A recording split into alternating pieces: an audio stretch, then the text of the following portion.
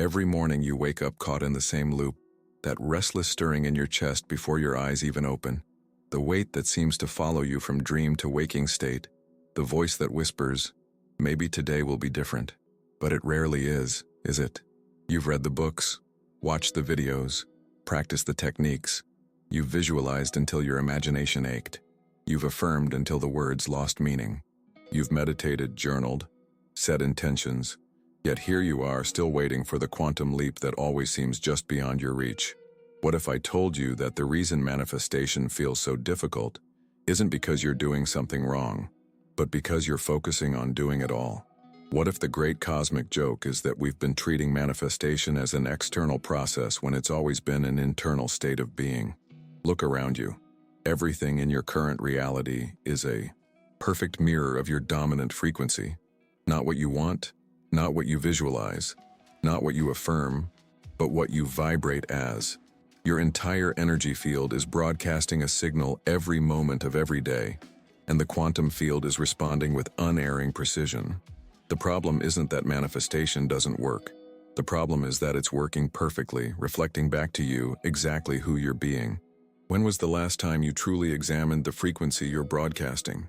Most of us live in a state of vibrational contradiction, intellectually desiring one reality while emotionally resonating with another. We wonder why abundance doesn't flow when our nervous system is calibrated to scarcity. We question why meaningful relationships don't manifest when our emotional baseline is unworthiness. We ask why health eludes us when our cellular memory is programmed for limitation. This isn't your fault. Your current vibrational signature wasn't consciously chosen. It was inherited, conditioned, programmed through experiences that shaped your understanding of what's possible. Your identity, this persistent pattern of being, wasn't developed with your conscious participation. It formed as a response to perceived threats, disappointments, and the fundamental misunderstanding that safety lies in the familiar, even when the familiar hurts. And now this pattern operates below the threshold of your awareness, collapsing wave functions of possibility into the same familiar particles of experience, over and over again. The research on neuroplasticity shows us something remarkable. By the time we reach what we call maturity, nearly 95% of our daily behaviors, emotional responses, and belief systems operate automatically, driven by subconscious programming that was largely in place before we had the cognitive capacity to question it. These patterns aren't just mental constructs. They're embodied in your very biology. Every thought generates an electrical charge. Every emotion produces a magnetic wave. Together, they create a bioelectric field that extends beyond your physical form, interacting with the quantum field that surrounds and permeates all things. This field doesn't respond to your vision board. It doesn't hear your affirmations. It only recognizes and responds to your energetic signature, the sum total of your conscious and unconscious vibration. And here's the uncomfortable truth that most manifestation teachings miss. If your conscious desires aren't materializing, it's because your unconscious frequency is broadcasting a different reality entirely. Think about it. How often do you catch yourself rehearsing the same emotional states day after day? The subtle anxiety that's become so familiar you no longer recognize it as anxiety. The background disappointment that colors your perception. The quiet resignation that whispers, "This is just how life is." These aren't random emotional events. They're practiced states of being that have become your vibrational home address. Your body has become addicted to these neurochemical patterns, mistaking familiarity for safety, consistency for truth. And because energy seeks coherence, the quantum field simply matches your dominant frequency, bringing you more experiences that reinforce that same emotional signature. This is why temporary shifts in mood or momentary visualizations rarely create lasting change. They're brief fluctuations in a much more stable energetic pattern. Your biology is literally programmed to return to its familiar set point, regardless of your conscious intentions. The gap between what you want and what you experience isn't a failure of technique or effort. It's a misalignment between your conscious desires and your subconscious identity. But what if there was another way to approach manifestation entirely? What if instead of trying to acquire something new, you could simply tune into a frequency where what you desire already exists? What if the version of you who already experiences the reality you're seeking isn't some future self you're working toward, but an available state of being you can embody right now? The quantum field doesn't operate in linear time. It doesn't recognize past, present, or future as separate realities. It only knows the now moment, the point where all possibilities exist simultaneously, waiting to be collapsed into experience by the observer. And you are that observer. You are the consciousness that collapses, wave functions into particles, possibilities into experiences, potentials into actualities. The moment you shift your state of being, you shift which reality you're observing, which timeline you're experiencing, which version of yourself you're embodying. This isn't mystical thinking. It's quantum mechanics applied to consciousness. Block 2, the quantum revelation. Here's the revelation that changes everything. You don't attract what you want. You attract who you are. Let that sink in for a moment. You don't attract what you want. You attract who you are. This single understanding turns conventional manifestation teaching upside down. You've been told to focus on what you desire, to visualize it, affirm it, feel it, as if it's already yours. But what if the secret isn't in trying to pull something toward you, but in becoming the energetic equivalent of what you're seeking? What if instead of chasing a specific outcome, you could simply shift into the state of being that naturally experiences that outcome? This is the quantum approach to manifestation, not acquisition, but alignment, not doing, but being, not wanting, but becoming. The version of you who already experiences everything you're seeking exists right now in the quantum field as a potential state of being. Your task isn't to create that reality, but to tune into it, to resonate with it, to become coherent with it. Think of the quantum field like an infinite radio broadcast.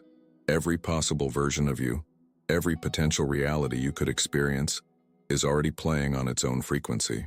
When you tune your personal energy field, your thoughts, emotions, beliefs, and expectations, to a specific frequency, you become the receiver for that broadcast. You don't have to convince the universe to give you anything. You simply have to adjust your tuner to receive what's already being offered. But here's where most people get stuck. They're trying to tune into prosperity while broadcasting scarcity. They're attempting to receive love while transmitting unworthiness. They're seeking health while resonating with limitation. It's like trying to receive a classical music station while your dial is set to heavy metal. It's not that the classical music doesn't exist. It's that you're not in energetic alignment to receive it. The quantum field doesn't respond to your requests. It responds to your resonance. Let me offer you a different way to understand this process. Imagine the universe as a vast, living hologram where every possible version of reality already exists in superposition, simultaneously available, yet unmanifest until observed. Your consciousness is the laser beam that illuminates one specific interference pattern, collapsing all other possibilities into the single experience you call reality. The frequency of that laser beam, determined by your thoughts, emotions, beliefs, and expectations, determines which interference pattern becomes visible to you. Change the frequency of the beam, and you illuminate a different pattern entirely. This isn't a metaphor. It's a simplified description of how quantum physics understands reality creation. You're not making something happen. You're selecting which pre-existing reality you experience through the frequency of your being. This is why adding more techniques, more visualizations, more affirmations often doesn't create the shift you're seeking. You're still approaching manifestation as something you do, rather than someone you become. I understand the frustration of this realization.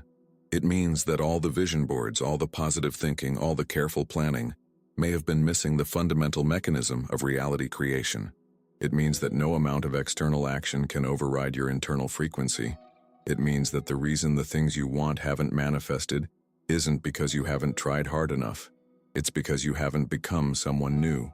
This can feel defeating at first, as if all your efforts have been in vain, but I invite you to see the liberation in this understanding. If reality responds to who you are rather than what you do, then the key to changing your experience isn't in doing more, it's in being different. And being, unlike doing, doesn't require effort. It requires alignment. It requires coherence. It requires you to remember who you truly are beneath the programming, beneath the conditioning, beneath the familiar patterns that have kept you safe but small. If you're resonating with this message, if something within you is recognizing a truth you've always sensed but couldn't articulate, I invite you to become part of this journey of remembrance. This channel isn't just content. It's a field of coherent intention, a community of conscious observers learning to tune their personal frequencies to match their highest potentials. Subscribe not just to receive notifications, but to signal to yourself that you're ready to step into a new way of being. Leave a comment below sharing the dominant frequency you've been broadcasting without realizing it. Perhaps it's doubt or worry or the belief that change is hard. Naming these patterns is the first step to releasing them. And if this video has sparked a recognition in you, share it with others who might be ready for this quantum approach to manifestation. Together, we're not just consuming information, we're participating in a field of transformation, amplifying each other's shift into new states of being. Block 3. The illusion of separation. Let's go deeper into understanding why the conventional approach to manifestation often fails us. At the core of most manifestation techniques is a fundamental misunderstanding, the belief in separation. When we try to attract something to us, we're operating from the assumption that what we desire exists outside of us, that there's a gap between us and it, that we need to somehow bridge that gap through effort, worthiness, or technique. But quantum physics reveals a different reality entirely, one where separation is the ultimate illusion. At the subatomic level, there are no solid objects, no clear boundaries between you and everything else. There are only probability waves, fields of potential, patterns of energy and information in constant relationship. You are not separate from the field of all possibilities. You are that field, localized into a particular pattern of energy that you perceive as you. The manifestation process isn't about attracting something from out there to in here. It's about shifting your energetic pattern to match the frequency of what you desire, which already exists as potential within the unified field that you are. This understanding transforms our entire approach to creation. Instead of asking, how do I get that, we ask, how do I become the frequency of that? Instead of focusing on the apparent gap between our current reality and our desired reality, we focus on the vibrational gap between our current state of being and the state of being that naturally experiences what we desire. This shift in perspective changes everything. It moves us from a place of lack to a place of possibility, from separation to unity, from effort to alignment. The moment you recognize that you are not separate from the field of all possibilities, you stop trying to convince the universe to give you what you want and start tuning into the version of the universe where what you want is already your reality. This isn't spiritual bypassing or wishful thinking. It's acknowledging the fundamental nature of consciousness as the primary creative force in the universe. Consider for a moment how profoundly this understanding contradicts our conditioning. From our earliest experiences, we're taught that reality is something external to us, something fixed and objective that we must navigate and adapt to. We learn that to get what we want, we must take action in this external world, working within its constraints and limitations. This perspective creates a constant sense of struggle, a feeling that we're always pushing against resistance, trying to make reality conform to our desires. But what if reality isn't fixed at all? What if it's fluid, responsive, participatory, constantly emerging from the interaction between consciousness and potential? What if the apparent solidity of your experience is actually a feedback loop, a reflection of the frequency you're broadcasting into the field? This isn't just a pleasant philosophical idea. It's the cutting edge of our understanding of quantum mechanics, consciousness, and the nature of reality itself. The illusion of separation doesn't just limit our manifestation abilities. It creates suffering in every area of our lives. It makes us feel isolated, vulnerable, insufficient. It drives us to compete rather than collaborate, to accumulate rather than share, to fear rather than trust. When we believe we're separate from what we desire, we experience craving, attachment, and fear of loss. When we believe we're separate from others, we experience loneliness, comparison, and conflict. When we believe we're separate from the universe itself, we experience meaninglessness, disconnection, and spiritual hunger. The recognition that separation is an illusion doesn't just transform how we manifest, it transforms how we live. It shifts us from the contracted state of the isolated self to the expanded state of the unified field. And from this expanded state, creation isn't something we do, it's something we are. This perspective explains why some people seem to manifest effortlessly, while others struggle despite using the same techniques. The effortless manifestors aren't better at visualizing or affirming. They're simply operating from a different state of being. They don't experience themselves as separate from what they desire. They don't feel they need to earn it or prove they're worthy of it. They naturally resonate with the frequency of what they're creating, not as something external to be acquired, but as a natural expression of who they are.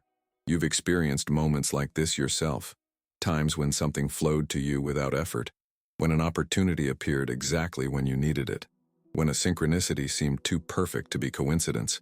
In those moments, you weren't striving or struggling. You were in alignment. You were broadcasting a frequency that matched what you received. The key to consistent manifestation is making this alignment your baseline state rather than an occasional experience. Block 4. The science of being. Let's bridge the apparent gap between science and spirituality, because in truth, they're converging on the same understanding from different directions. When quantum physicists speak of the observer effect, the principle that the mere act of observation changes the behavior of particles, they're describing the same phenomenon that ancient wisdom traditions called the creative power of consciousness. When cellular biologists discover that cell receptors respond not just to physical molecules but to energetic frequencies, they're confirming what energy healers have known for millennia, that vibration shapes physical reality. When neuroscientists map the brain's remarkable plasticity, showing how mental focus literally rewires neural pathways, they're providing the biological mechanism behind the spiritual principle that energy follows attention. The field of science isn't contradicting spiritual understanding. It's providing the empirical framework to explain how consciousness creates reality. Consider this. Every cell in your body contains receptor sites that respond to specific vibrational frequencies. These receptors aren't just passive receivers. They actively seek out signals that match their configuration. When you consistently generate particular emotional states, you're broadcasting specific frequencies that activate corresponding receptors throughout your system. Over time, your biology actually increases the number of receptors for your dominant emotional states, making you more sensitive to those frequencies and more likely to perceive reality through that emotional lens. This isn't metaphysical speculation. It's biochemistry. Your cells literally become addicted to your habitual emotional states, creating a biological feedback loop that reinforces your existing perception of reality. This is why sustainable transformation must happen at the level of being, not just thinking or doing. It must involve a recalibration of your entire bioelectric field, a shift in your baseline frequency that allows different receptor sites to activate, different neural pathways to strengthen, different perceptions to emerge. The quantum field responds to coherence, the state where your thoughts, emotions, beliefs, and actions are all aligned in the same frequency. Most manifestation attempts fail because of incoherence. Conscious desires contradicted by unconscious beliefs, positive affirmations undermined by negative emotional states, intellectual understanding that hasn't been embodied at the cellular level. True coherence isn't achieved through effort or control. It emerges naturally when you release the patterns that create internal conflict. It's not about forcing yourself to feel positive when you don't. It's about identifying and releasing the conditioned responses that generate negativity in the first place. It's about recognizing that your natural state, when not distorted by programming, is one of alignment with your highest potential. You don't need to create coherence. You need to remove the obstacles to the coherence that's already your essence. This is where the true power of the observer effect comes into play. By consciously observing your own patterns without judgment, without resistance, without the need to immediately change them, you begin to shift from identified participant to conscious witness. This witnessing consciousness is the quantum observer that collapses new possibilities into form. When you observe your patterns without feeding them with additional energy, they begin to dissolve naturally, like shadows exposed to light. This isn't passive acceptance, it's active witnessing, the most powerful position from which to initiate quantum change. From this witnessing state, you can begin to consciously select which potential reality you wish to observe into existence, not through force of will, but through resonance with the frequency of that reality. You become the tuning fork that, by its own vibration, calls forth a matching vibration from the field. The field isn't separate from you. It is you, extended beyond the boundaries of your physical form.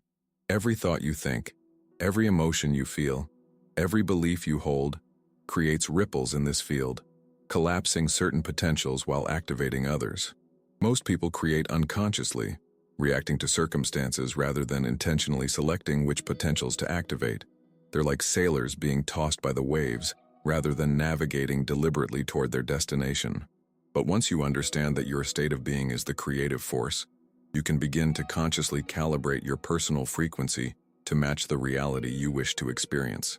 This isn't about controlling outcomes. It's about aligning with potentials that already exist in the field. It's about becoming so coherent with a particular frequency that the corresponding reality cannot help but manifest in your experience. What would change if you approached manifestation not as something you need to make happen, but as a natural expression of who you're being? What if instead of asking, "How do I get what I want?" you asked, "Who would I be if I already had what I'm seeking?" This subtle shift changes everything. It moves you from the position of seeker to the position of selector. It transforms manifestation from a process of acquisition to a process of alignment. Instead of trying to attract something new, you're tuning into a frequency where what you desire is the natural expression of that state of being.